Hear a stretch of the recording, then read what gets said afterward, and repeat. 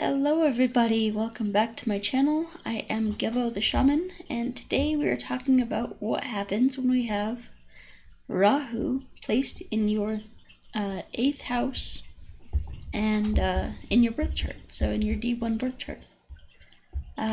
So before we get into the video, I'd just like to let you guys know that I am a Vedic astrologer. I do have a bunch of courses and products and services and all kinds of stuff for sale.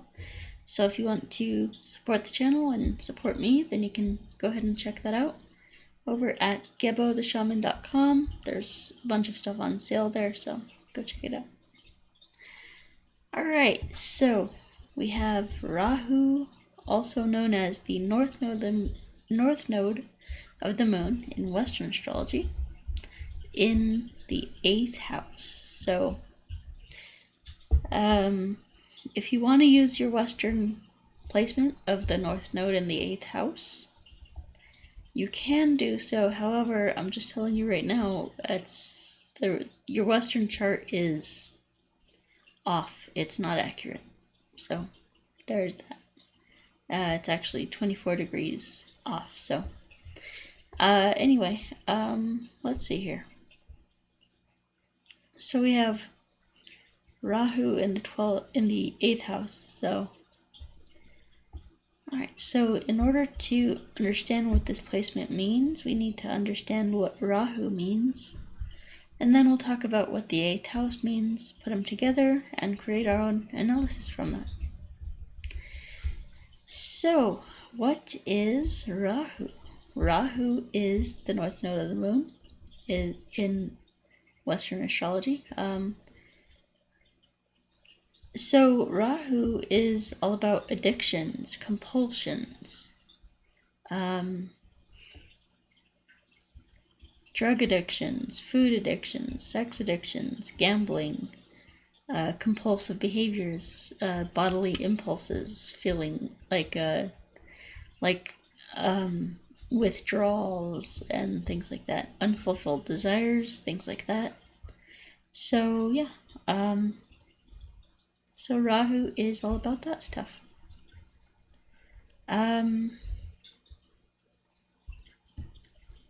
So in Vedic astrology, Rahu in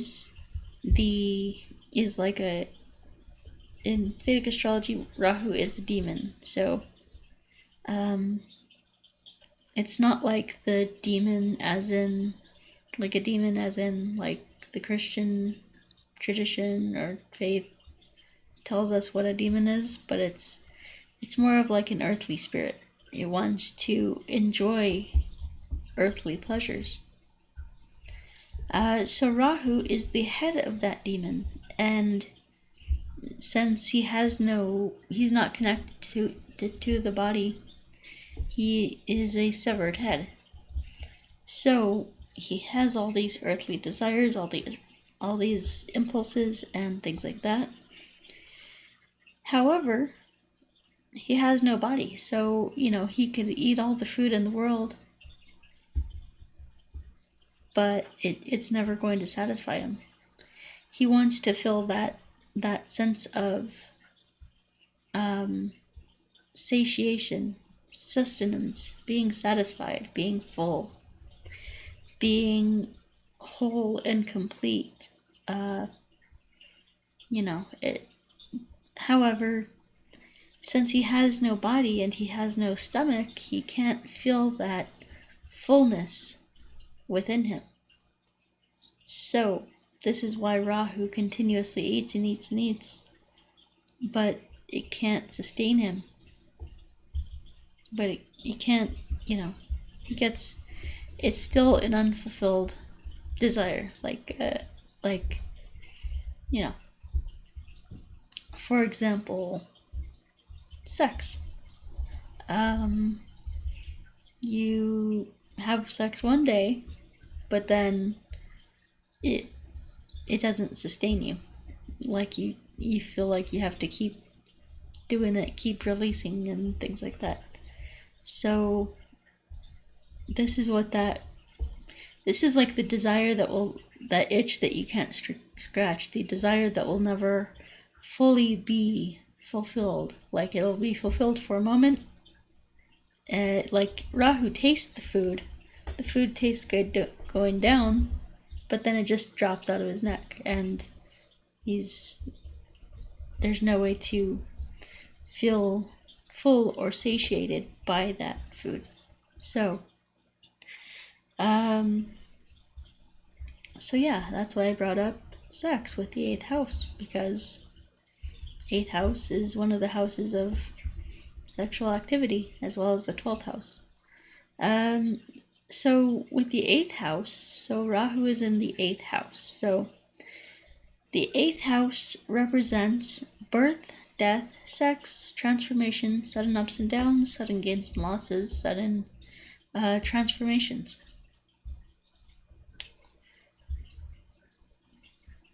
So, so it's it's all about, it's not like a very positive house. However, there are some very good aspects to Rahu being in this house. So the 6th house, 8th house, and 12th houses in the Vedic astrology birth chart are what we call Dasthana houses. Now, Dasthana houses are typically houses that give somewhat of a malefic effect. Now, again, this depends on your chart. This depends on the houses that are the signs that are placed in those houses.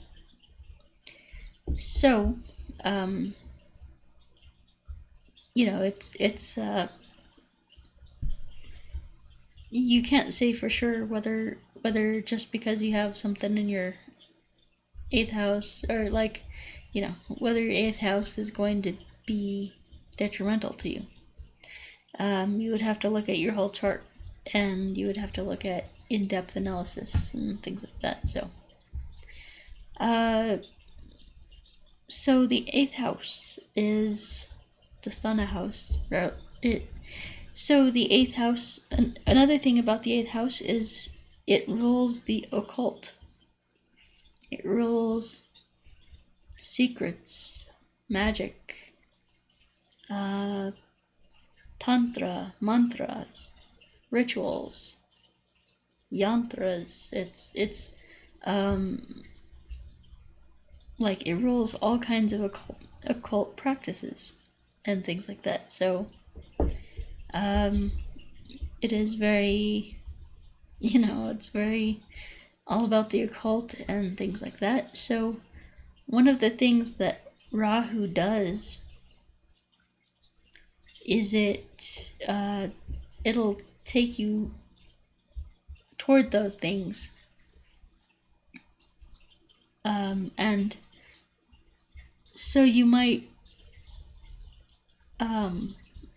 become really skilled and really expert at those things. So Rahu, remember, he's an illusionist. He's a trickster. He wants to deceive you. He wants to trick you to get his way. He's one of those people who is a trickster and things like that. So anyway, so with the 8th house, this is all about the occult. So what Rahu does is he gives you a very bright mind, a very almost like street smarts, like how to best use this to your advantage. Because Rahu, wherever he's placed, he's trying to get to the top, to the best of that area of life. If it's the 5th house, that's government. If it's the 8th house, that's occult, and secrets, using magic and all kinds of stuff. So you know, you might be very skilled in magic and using that to your advantage, you know. For me as a shaman, I use the runes, I use mantras, rituals, all kinds of stuff. That stuff is a form of magic. So anyway, let's see here. So what else? How am I on time? I'm good. So, what else can I say about this? So if you have,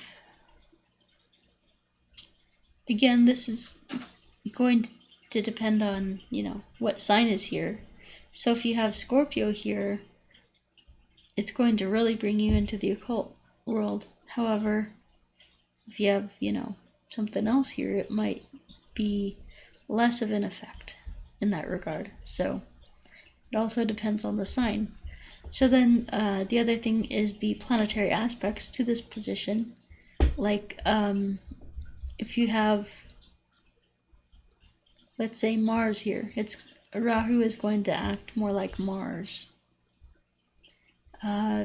It's going to have a passion for the occult. It's going to have this strong drive and things like that. So you need to see what planet is conjuncting or aspecting this, and what sign is here in the 8th house, and also look at your Ketu, because your Ketu is another point of imbalance.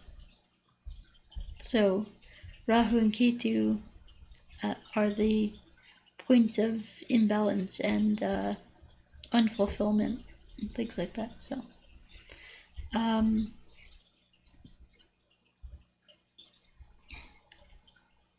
so with Ketu, if you have Rahu in the 8th house, you would have Ketu in the 2nd house.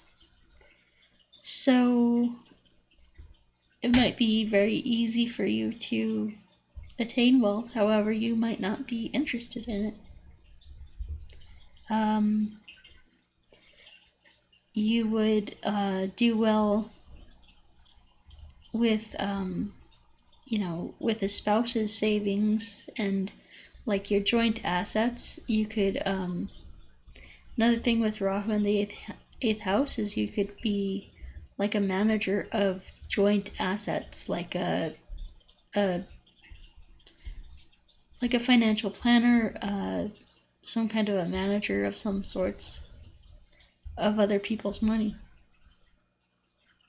And so yeah, that's something with this. And with the Ketu in the 2nd house, that makes you pretty much, that makes you very good at savings. So you might not want to spend a lot of money, so you might want to save it up, and that makes you a very good money manager. So that's another thing with that.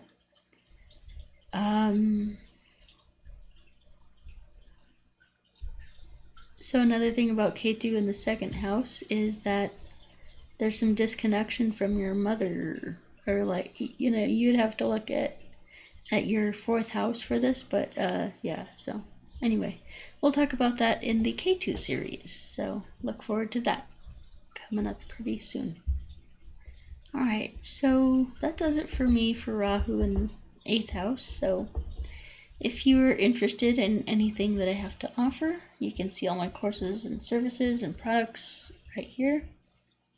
And if you're interested in that, you can go to gebotheshaman.com, check out all my sales on all my products, courses, services, anything and everything that I have to offer. It's all pretty great stuff, and you can check it out. So go to gebotheshaman.com, and also, if you like this video, please subscribe and like the video and all that good stuff. So yeah, one of the things that I do offer right now is a Vedic Astrology certification course. So that course is basically designed to walk you through step A through step Z of how I give a astrology reading, and it's my own unique style of giving readings, and so it is very specialized and catered to the client. So for like, it provides some very top-notch stuff in that reading. So you can take that astrology certification course, and you can once you pass that test, that certification exam, I'll give you your own reading, your own website. So your own personal website to become a Vedic astrologer. And you can collect payments from your clients and all that good stuff there. And yeah, it's an awesome opportunity. Plus, it includes being featured on the channel, like being promoted here. So yeah, check that out. And then let's see here. We have the Vedic astrology readings. So those are great. I have my standard reading that I do for every client. Plus, I have readings where I go into depth on your relationships, which would be a full in-depth analysis of your D9 chart, and your careers. So I have a reading where I focus on your career, which would be a full in-depth analysis of your D10 chart. So just note, when you're looking at the relationship reading, that is not a synastry reading. I don't do synastry readings. I look at your D9 chart instead. Alright.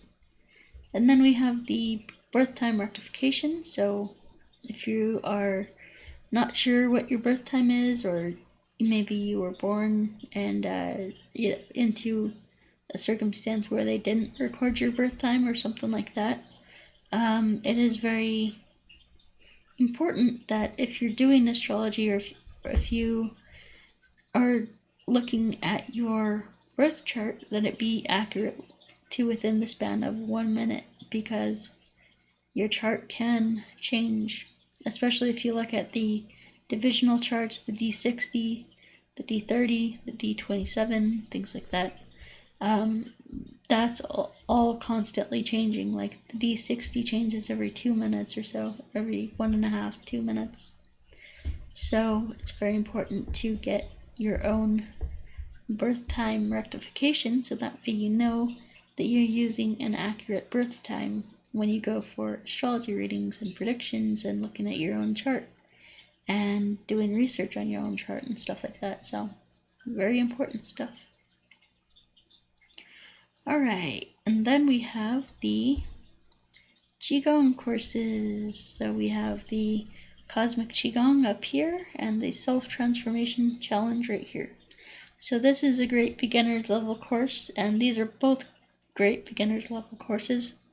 And this one is designed to open up your meridians and just really get that energy flowing through your meridians. This one is designed to combine the qi that we learn in here.